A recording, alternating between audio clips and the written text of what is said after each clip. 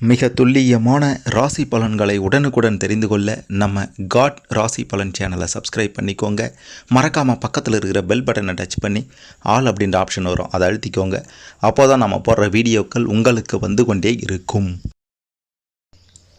ரிஷபம் ராசியில் பிறந்த உங்களுக்கு 2026 பங்குனி உத்திரம் அன்று, அதாவது ஏப்ரல் 1ஆம் தேதி, பங்குனி மாதம் 18ஆம் தேதி உங்களுடைய கிரக நிலைகளை பொறுத்து என்ன நடக்கப் போகின்றது, முருகப்பெருமான் காட்டக்கூடிய 2 அறிகுறி, எதை செய்யணும் செய்யக்கூடாது அப்படின்றதெல்லாம் பற்றி தெளிவாக பார்க்க போகிறோம்.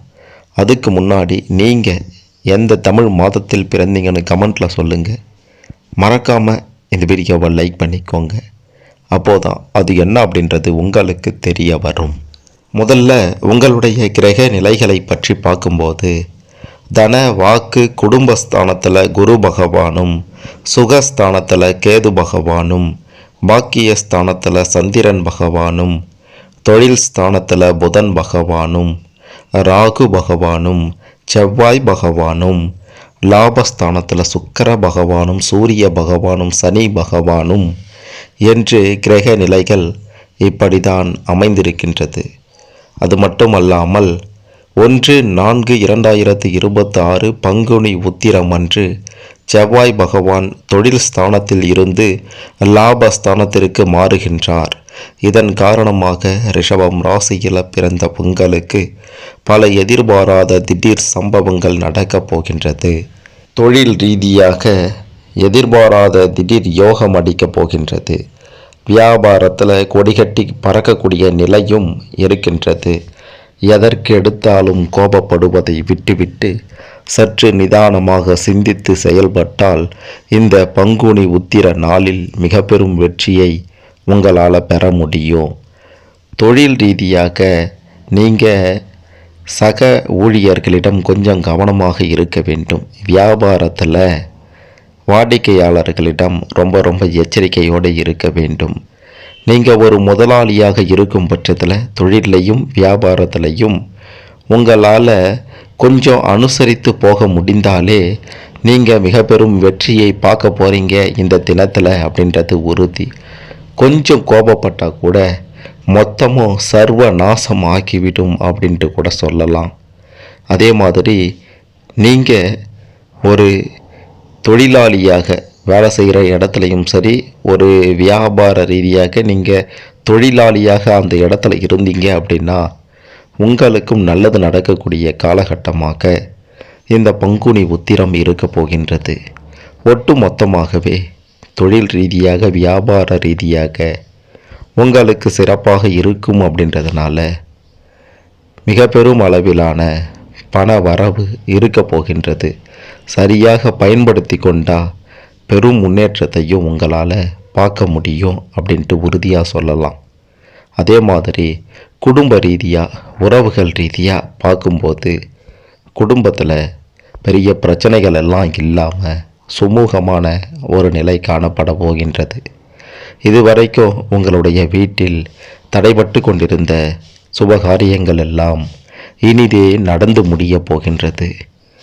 திருமண தடைகள், மற்ற தடைகள், பிள்ளை பாக்கியம் இல்லையே என்ற ஏக்கம், இதெல்லாம் இந்த பங்குனி உத்திரம் அன்று முடிவுக்கு வரப்போகின்றது.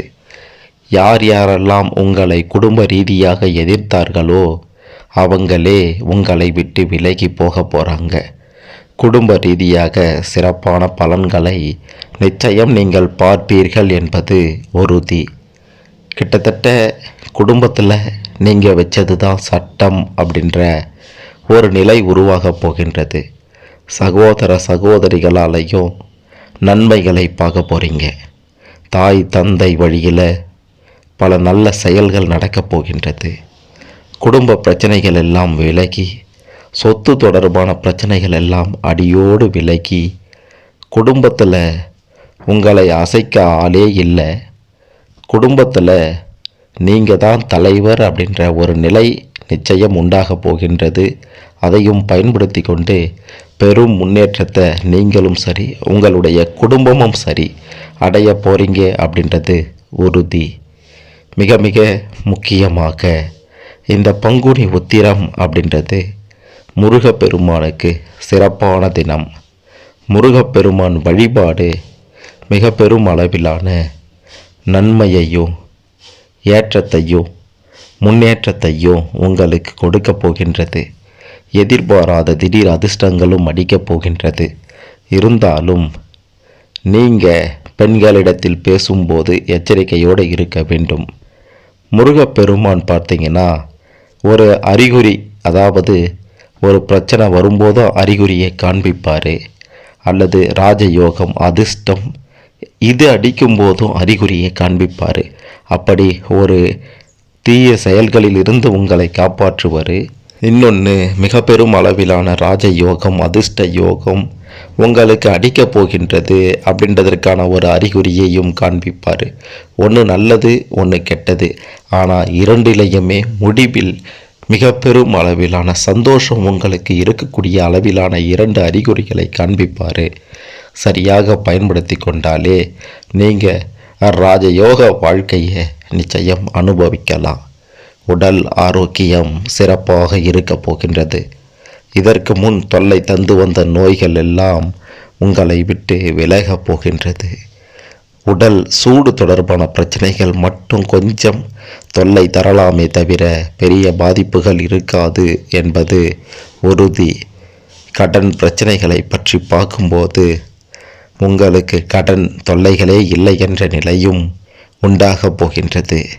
கடன் பிரச்சனைகள் முடிவுக்கு வர அருமையான தினமாக இந்த பங்குனி உத்திர தினம் இருக்கப் போகின்றது. கடனாளிகள் எல்லாம் உங்களை விட்டு விலகப் போகின்றார்கள். அதாவது கடனை அடைப்பதற்கான வாய்ப்பு உங்களை தேடி வரப்போகின்றது என்று 100% உறுதியாக சொல்லலாம். ஒருபுறம் உங்களை எதிர்த்தவர்கள் விலகி விடுவார்கள். எதிரிகளே இல்லை என்ற நிலை உருவாகப் போகின்றது. மறுபுறம் கடனாளிகளின் தொல்லை தீரப்போகின்றது. இன்னொரு பக்கம் குடும்பத்தில் நீங்கள் வச்சது தான் சட்டம் என்ற நிலை உருவாகப் போகின்றது. தொழில் ரீதியாக வியாபார ரீதியாக கொடிகட்டி பறக்க போகிறீங்க. இதை விட வேறு என்ன வேண்டும்? இப்படி பல நன்மைகள் உண்டாகக்கூடிய அற்புத தினமாக இந்த பங்குனி உத்திர தினம் ரிஷபம் ராசியில் பிறந்த உங்களுக்கு இருக்க போகின்றது. அதே மாதிரி ஆடை ஆபரணங்கள் வாங்கக்கூடிய யோகமும் வண்டி வாகனங்கள் வாங்கக்கூடிய அற்புத நிலையும் உங்களுக்கு இருக்கின்றது என்பதை மறுத்துவிட முடியாது. முருகப்பெருமானால் மிக பெரும் முன்னேற்றத்தையோ ஏற்றத்தையோ யோகத்தையோ ராஜயோக வாழ்க்கையையோ அனுபவிக்க நீங்கள் தயாராக இருங்க. மற்ற ராசிக்காரர்களை காட்டிலும் இந்த பங்குனி உத்திரம் ரிஷபம் ராசியில் பிறந்த உங்களுக்கு அமோகமான காலகட்டத்தை உருவாக்கப் போகின்றது. சிறப்பான நாளாக அமையப் போகின்றது என்பது மட்டும் 100% உறுதி.